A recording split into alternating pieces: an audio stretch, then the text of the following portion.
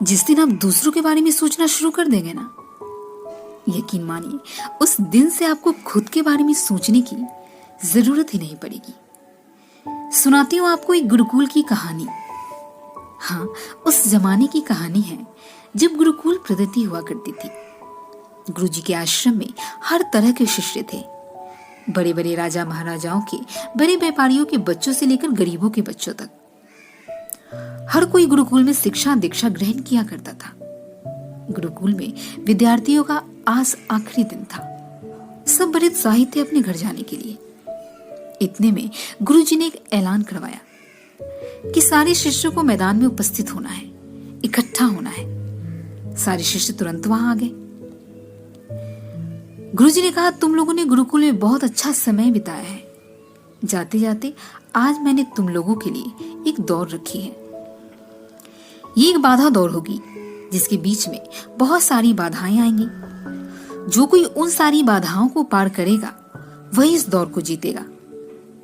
कभी पानी होगा, कहीं अंधेरी सुरंग होगी। क्या आप लोग इसके लिए तैयार हैं? तो सारे शिष्यों ने बिल्कुल उत्साह के साथ हाँ में जवाब दिया। दौड़ शुरू हुई। दौड़ शुरू होते ही पहले तो एक सामान्य सा रास्ता था, उसके बाद पानी से गुजरना था, पहाड़ों से गुजरना था। वहां तक सब कुछ ठीक चल रहा था, लेकिन उसके बाद आई एक अंधेरी सुरंग। एक ऐसी अंधेरी सुरंग जहां कई सारे चुभने वाले पत्थर थे।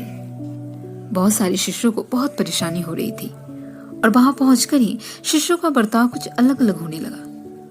फिर भी लेकिन जैसे तैसे सबने उस बाधा दौड़ को खत्म किया। खत्म करके गुरुजी के पास पहुंचे। गुरुजी ने कहा, अरे वाह, सबने, सारे लोगों ने दौड़ खत्म कर ली, लेकिन कुछ ने बहुत जल्दी और कुछ ने बहुत ज्यादा समय लगाया। ऐसा क्यों?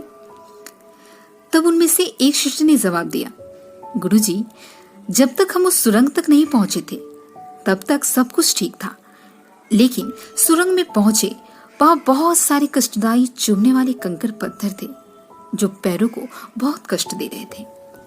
अब ऐसे में सबका विहेव बदलने लगा, सबका व्यवहार बदल गया।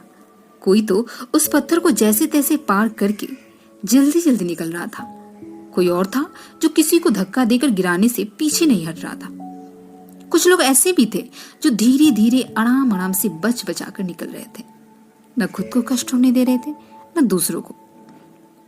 लेकिन कुछ लोग ऐसे भी थे जिन्होंने कंकर पत्थर को चुन चुन कर उठा लिया, जिसकी वजह से पीछे जो लोग आ रहे थे उनको कष्ट ना हो। गुरुजी बहुत खुश हुए। उन्होंने कहा कि जिन लोगों ने पत्थर उठाए हैं, अपने पास रखे हैं, वो आगे आ जाए और मुझे पत्थर दिखाए। जैसे ही इन शिष्यों ने अपने जेब से पत्थर निकाले, देखा, अरे ये क्या, ये तो हीरे हैं। गुरुजी मुस्कुराए और कहा कि हाँ, मुझे पता है कि तुम लोगों को आश्चर्य हो रहा है, लेकिन ये हीरे मैंने यहाँ डाले थे, ये देखने के लिए कि कौन दूसरों की मदद करने में विश्वास रखता है, और जो भी दूसरों की मदद कर रहा है ये उनके लिए मेरी तरफ से इनाम है। एक्चुअली लाइफ में जब भी दूसरों की मदद के बारे में सोचेंगे ना, तो जिंदगी आपको किसी न किसी रूप में इनाम जरूर देती है।